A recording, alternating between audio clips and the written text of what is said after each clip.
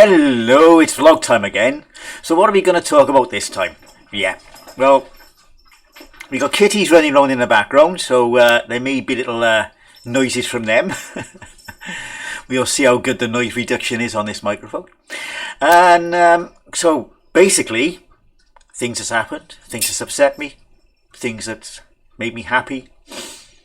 Yeah, yeah, let's get on with it. So first of all, you see the backdrop. I cheated. I'm not out the garden. No, it's still green screen, but I actually recorded the garden for a while yesterday. So it gives still an outdoorsy look. I think I want to do this more at different locations, but we'll see how that goes. Now, first things, Cloudflare. Now, Cloudflare do an amazing job, I gotta be honest, but they do have too much power. If you end up somehow, even mistakenly so, on a blacklist for Cloudflare, your internet experience is dead, basically. How one company has that much power, I do not know. But there you have it. Now, they do a great job of protecting people from malicious hackers, spam, that sort of thing. But they got too much power. It's so much power in one place. And it's still, I mean, I've had a go at Cloudflare in the past. In this case, it was Discord. And they were blocking a lot of Discord. No idea why. It was solved pretty quickly because they realised, Discord it wasn't just me. It wasn't just me this time. It was affecting a lot of people. But the last time it happened, it was basically just me, and it killed my internet, stone dead. I had to use proxies and all sorts before I could even log into my bank account. So, anyway, next thing, Reddit. Good and bad here. I've started using Reddit more. But it's worse than Facebook. Every other thing is sponsored, or because you've seen this, you might be interested in this. Oh, I think this will be interesting. No, just show me what I've subscribed to. For goodness sake. One of the troublemakers. There we go. Got yes in you. Go on. I did warn you about kitties. Yeah, so Reddit, I'm using it, but I can only go so far before I think, there's too much here I want to see. Anyway, on to the next thing, good thing. Now, I should have got this out. My little soldering iron. There we go, my little soldering iron, my pine saw. And I bet that's upset the green screen as well when I got that out. Ever since I've had it, I've had power supply problems. I got a decent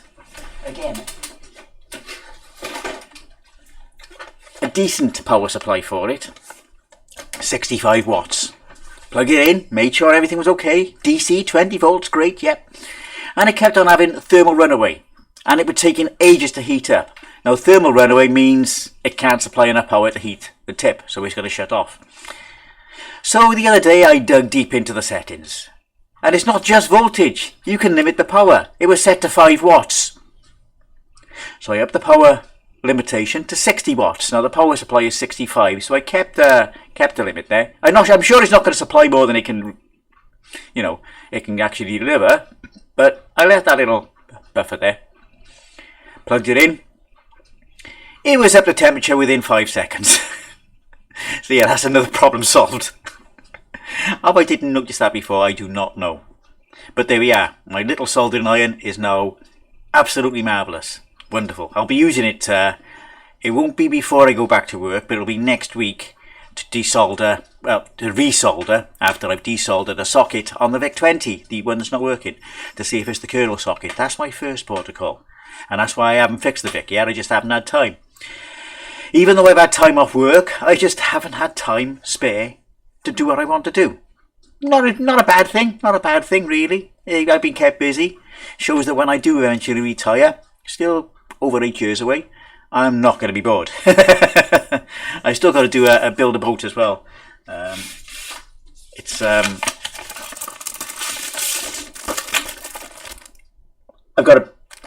going to build that. I haven't got to. I'm going to. It's a lot of cutting out and gluing. And that's for my brother. We'll get it done, Al. We'll get it done, promise. So, on to the next thing, which is, as I say, the Vic. Working Vic. Now, I thought I'd try the Ultimate 2 cartridge with it. I had it connected to the 64, and that worked fine. Now, planning to get a power supply for it, hack a power supply together. No need, it has an external power supply. So I plugged it into USB, and it didn't work. I thought, I wonder if it's got to be in the same socket. Because of a ground loop. You know, keep a common ground. Not a ground loop, a common ground. So I plugged it into the same socket, and well, bugger me, it worked. So connected up to Telnet, and I got a far easier way than the SD2IEC of accessing disk images. It still won't work with PRGs, obviously, but yeah, disk images I can access now. Now, Ultimate 2 cartridge should be coming this month, but I will not be touching it until Christmas. Ultimate 2, the penultimate 2 Plus, which is a cartridge. It's not an interface, it's just a cartridge, but it's got tons of stuff on there, and I'm actually looking forward to that now. And of course, as I promised, Christmas night stream, it will be organised chaos, no green screen, no quietness. It'll just be whatever's going on in the background and me. I did try the tape interface for it. That doesn't work. So the Tapwino screen, I think I mentioned in the last vlog, it's broken. It was only showing every other line. I bought a new one. It's yellow and it works perfectly. And it only cost me like £4. Good old eBay. Right, because the ones I had were a different size. The power, the +5 and ground were the wrong way round, and they were on a different address. So everything on the I2C bus needs an address, and this was a different address than the one that was actually being used. I could have gone and found it, but what the hell, just get a new screen. So let's have a look. Now, useless fact of the day. Axolotl has been coming up. I can't remember why now, but axolotl, that's not how you pronounce it. The correct pronunciation of axolotl is axolot, because it comes from that, the dialect of the origin, axolot. So, that's useless information of the day. Now, Blackpool, my trip at Blackpool. Let's get this set up. Now, my train's up. I had a nice comfy ride up, local 1 coaches, our services, and it was comfortable. It ran on time all the way, no failures, lovely. Second leg then was cancelled. And speaking to Graham of Norwich Amiga Group, his train was cancelled as well. It was the same one. What actually happened was it was running late, so it terminated at Oxford Road, where you can actually stop, change ends, and just go back out the other way. You can't do that at Manchester Piccadilly. Not from that line. It's a through platform, and it's like a sausage machine. There's so much goes through there. It's one in, one out, one in, one out, one in, one out. And sometimes there's another one coming in the platform behind, because there's a signal halfway up the platform which allows it before the next one's left. So we got the next one. I went for a beer, and I actually went for some food and a drink. The drink was a beer. And when I came back, I saw Graham there, and we caught the same train. That was 6 cars, and I was comfortable. Once the initial crowd of the cancelled train had gone, it was comfortable all the way down there. And when I was looking at open train times, I could see that the previous train... Oh, that's all right. I thought the mic was disconnected then. It's not. It's just me being a bit loud.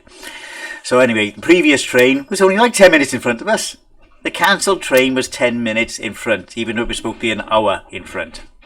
So rather than being on a absolutely sardine tin 3-car unit, we were on a nice comfortable 6-car unit, plenty of space.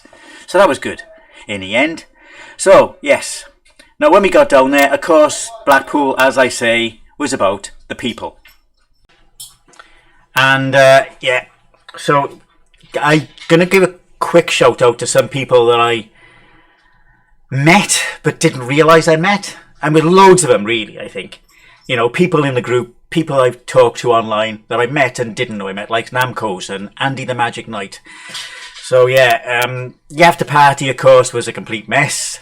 Apparently the after party was dead anyway. The party we made ourselves outside afterwards was great, and all the people involved.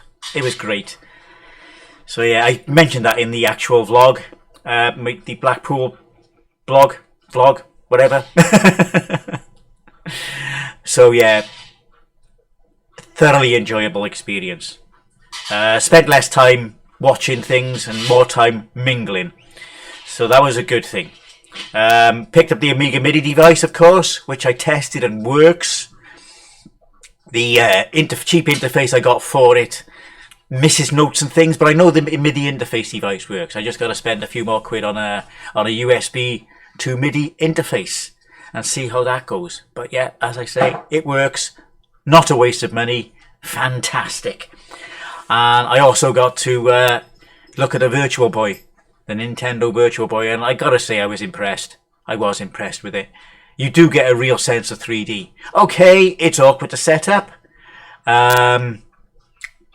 It will give you motion sickness or headaches after a while, but you don't. It's the same. It's even the same with modern VR devices. So yeah, it gets a bad rap, and undeservedly so. If I could get ordered one, I would. But they are prohibitively expensive now and hard to find. So that's one. Now, the train's back. First train back was fine. Second train back turned out to be a 150, a 2-car. Now, don't get me wrong. I like 150s. They're solid units, very reliable, and they're good for rural work. They're not good for long distance. But it was okay. It was running okay. Keeping much to time. Got to Shrewsbury, coupled up to another unit, which I did a bit of digging at the platform at the time and on my phone using the websites I know, and coupled up to a 153. The reason for this was the toilet wasn't working on the one we were on. Now, just before we left, the engine shut down. Now I'm not gonna ask why. I just know that if it was me, I would not have left Shrewsbury until after I'd actually started that engine, or at least figured out what the problem was, or isolated it. But no, the engine shut down. They got the tip from the platform, doors closed, and off we went. It's uphill. Now, the first stop was supposed to be Ludlow. It's uphill to Church Stretton. We were struggling to make 30 mile an hour, and quite often it was down to 25 mile an hour. Actually stopped at Church Stretton, there for 10 minutes. Got the problem solved, and off we went. No further problems. At least no further problems with the units. We lost 20 minutes getting to Church Stretton. Well, if you would have taken, this is my opinion again, if you would have taken that 10 minutes at Shrewsbury to solve the problem, we would have only lost 10 minutes, not 30. So anyway, but got back to Cardiff, off the train, and straight onto a bus, which wasn't an EV, which is unusual for our area. We normally get EVs coming up our area, but it wasn't an EV. But it was on time, and it kept time all the way up. And then I got home, and it was great. It was great to be home, sleeping back in my own bed. Now,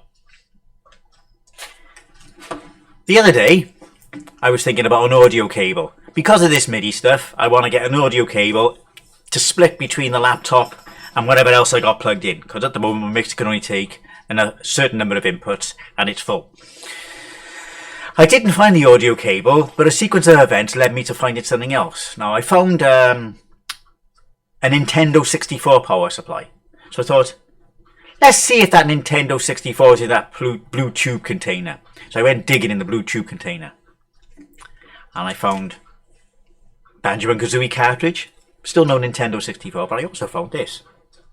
And it's actually... There you go. It's working perfectly. When I plugged it in, it worked. It wasn't showing a battery. But I'm going to turn this off first. Make sure it's off. Here we go. So it wasn't showing the battery. I thought, I wonder if this is just a lithium-ion trickle charge to start. And it was. The battery's perfect. So I now have a modded, working PlayStation Portable. I've stuck some emulators on there. I put MAME on there and a few games. It's awkward. You've got to use specially formatted ROMs. Get the right. But I've got something called ROM Center, which I can use on my virtual install of Windows. It will not run under MAME. It will not run under Wine. I apologise. It will not run under Wine. It just shows a black screen. So I can use that to convert ROMs. And I installed an Atari emulator. I installed a Commodore 64 emulator. So yeah, I'm happy with that. I may actually get to be using a portable now and again. And I'm going to finish with a very bad joke. Why is a Ferris wheel made mostly of steel? Because if it was made of aluminium, it would be a non-Ferris wheel. I'm going now. I'll leave you with the Ukraine flag because, yeah, we all know that one. Have a good one. Until the next one. Ta-ra now.